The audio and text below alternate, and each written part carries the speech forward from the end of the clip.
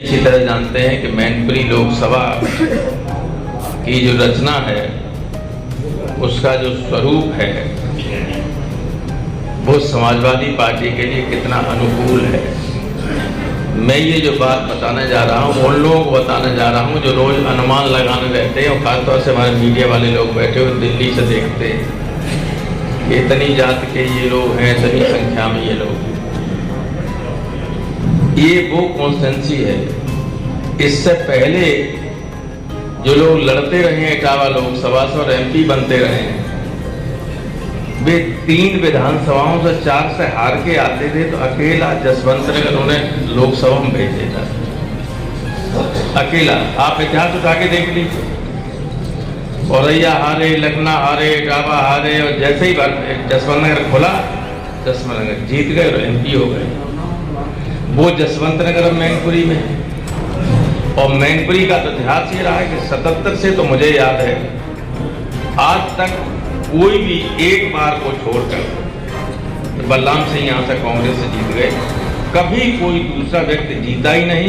Samajwadi party जब से बनी तब से समाजवादी पार्टी का, और नहीं बनी थी तो जो हमारी जो मूल पार्टी थी पहले की उससे हुए सारे के सारे एमपी, यहाँ कोई दूसरा हुआ ही नहीं, कोई सवाल ही नहीं है।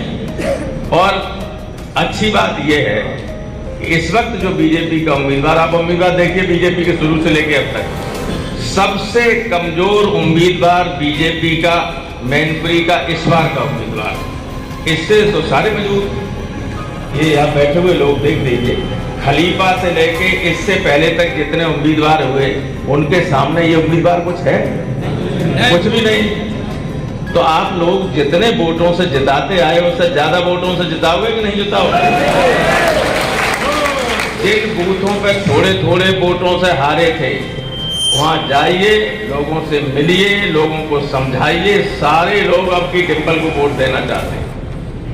कोई ओवर कॉन्फिडेंस में मत रहिए, लेकिन ये विश्वास मान के चलिए कि आपका उम्मीदवार बहुत बड़े मार्जिन से लोकसभा का चुनाव जीतने जा रहा है।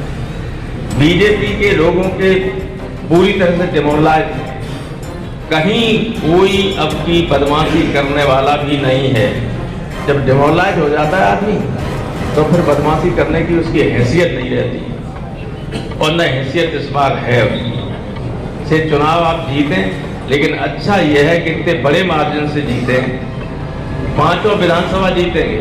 देखिए इस लोकसभा के इस विधानसभा में हमारे 2 उम्मीदवार मैनपुरी और भौगांव से 5-5, 6-6 हजार वोट से हारे सिर्फ। वहां भी हम जीतेंगे, 5 विधानसभाओं में जीतेंगे, और जसवंत नगर करहैल में मिला के लगभग 2 लाख वोट से लीड होगी अकेले।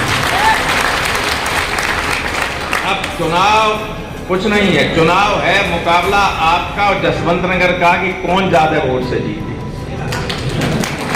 जसवंत नगर वालों ने कल चैलेंज किया है कि हम देखते हैं करहैल वालों को भी बहुत पीछे कर देंगे। पीछे पहले भी आप लोग नहीं, पीछे पहले भी अखिलेश जी 70,000 से जीते थे, जसवंत नगर में 90,000 से जीते। अब बड़ा आप कीजिए मुकाबला। अब ये मुकाबला नहीं है बीजेपी कितना वोट मिलता, बीजेपी कहीं नहीं है। यहाँ बीजेपी कहीं नहीं है। एक आध जगह जीत गई थी, एक आध पोलिंग में, और फिर हाथ पैर जोड़ के ठीक कर लीजिए क्यों हारे हुए वोट दे रहे हैं। समझा लोगे सब मान जाएंगे। तो बताओ समझाओगे, जसवंत नगर का मुकाबला करोगे कि नहीं? आगे खाओ हाथ उठा के।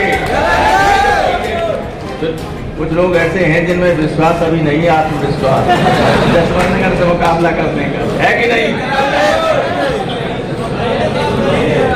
तो अभी अखिलेश जी बोलेंगे, उनको विश्वास दिला दीजिएगा कि इनका विधानसभा